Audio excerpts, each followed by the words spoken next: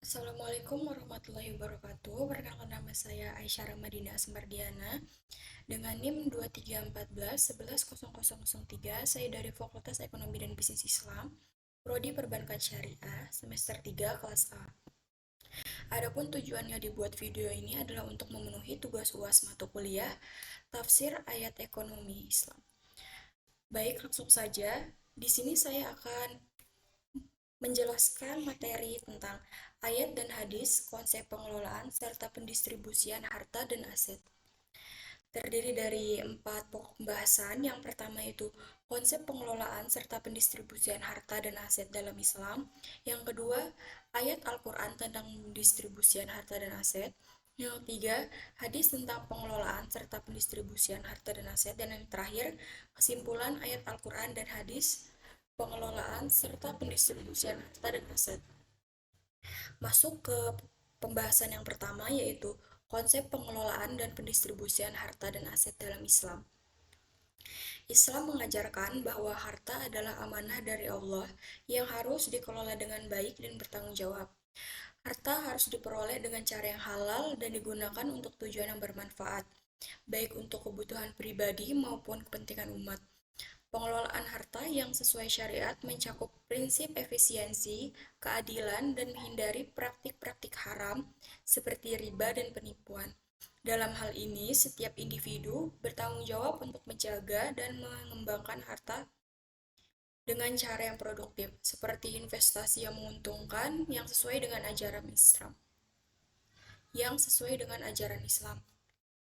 Pendistribusian harta dalam Islam bertujuan untuk mencapai keadilan sosial dan mengurangi kesenjangan ekonomi.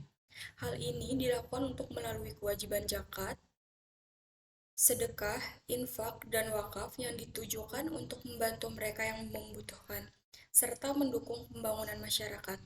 Harta yang dikelola dengan baik akan membawa keberkahan, baik bagi pemiliknya maupun masyarakat sekitar.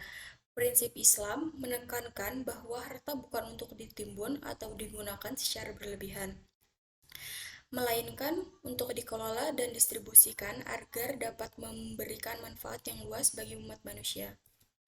Masuk pembahasan yang kedua, yaitu ayat-ayat Al-Quran tentang pendistribusian harta dan aset. Yang pertama itu Quran Surah Al-Baqarah ayat 177 tentang zakat dan keadilan.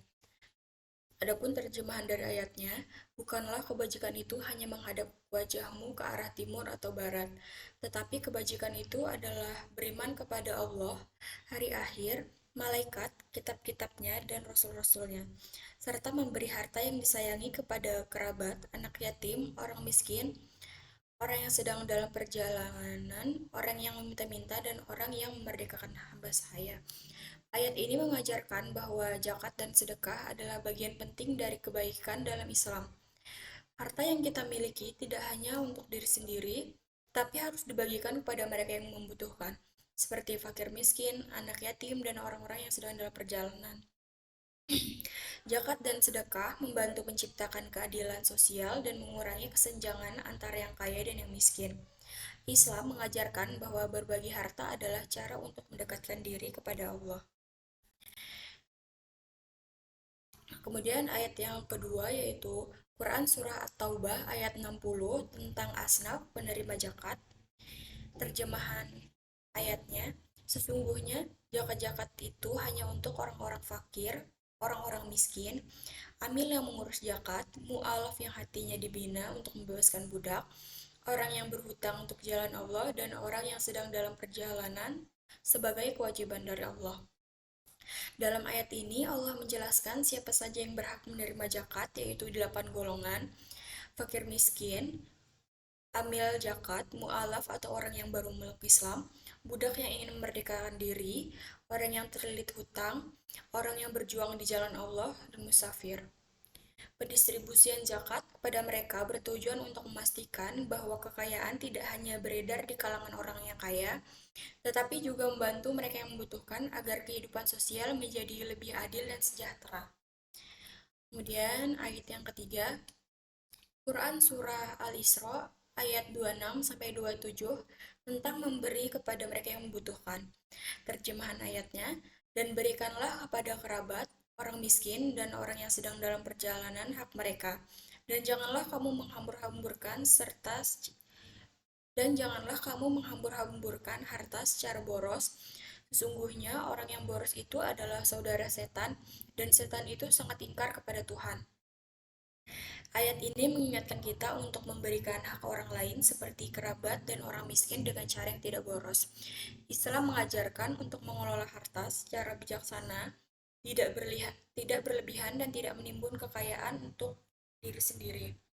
Kita harus berbagi dengan mereka yang membutuhkan seperti kerabat dan orang yang sedang dalam perjalanan. Jika kita tidak boros dan tidak peduli dengan orang yang kurang beruntung, kita hanya akan mengikuti sifat setan yang suka berbuat kerusakan. Kemudian masuk ke pembahasan yang ketiga, yaitu hadis tentang pengelolaan dan pendistribusian harta dan aset.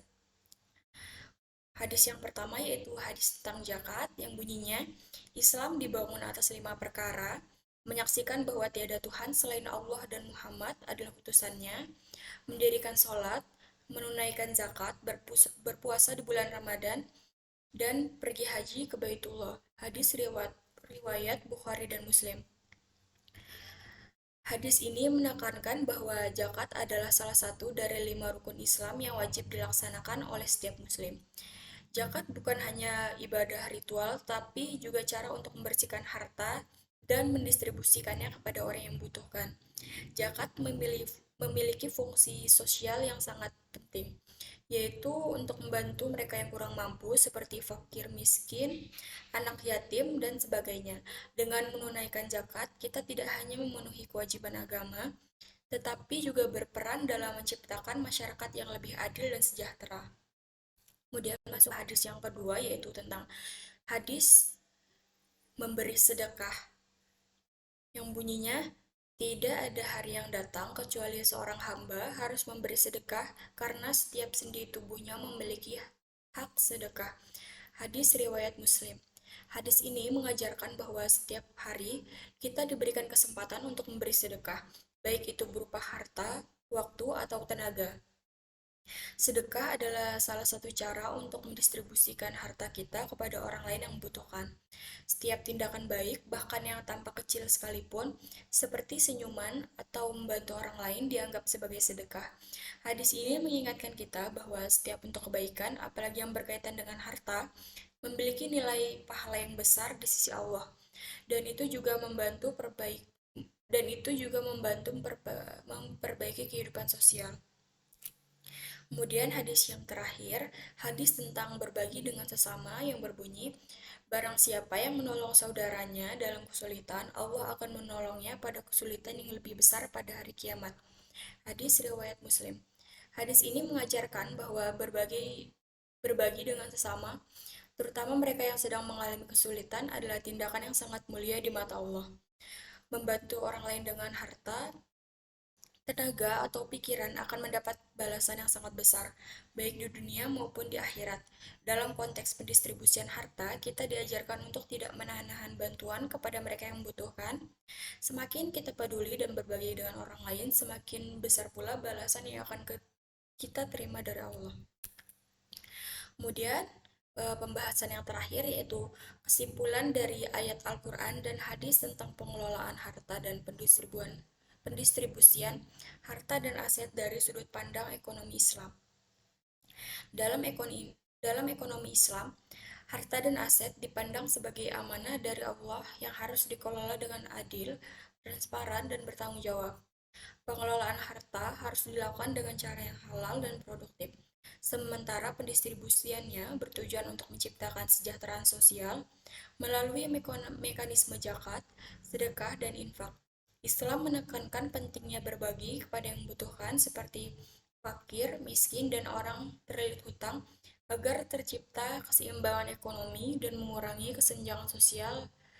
Zakat dan sedekah bukan hanya untuk kewajiban agama, tetapi juga instrumen untuk mencapai keadilan ekonomi, memperbaiki kondisi sosial, serta memastikan bahwa kekayaan beredar dengan baik dan membawa keberkahan.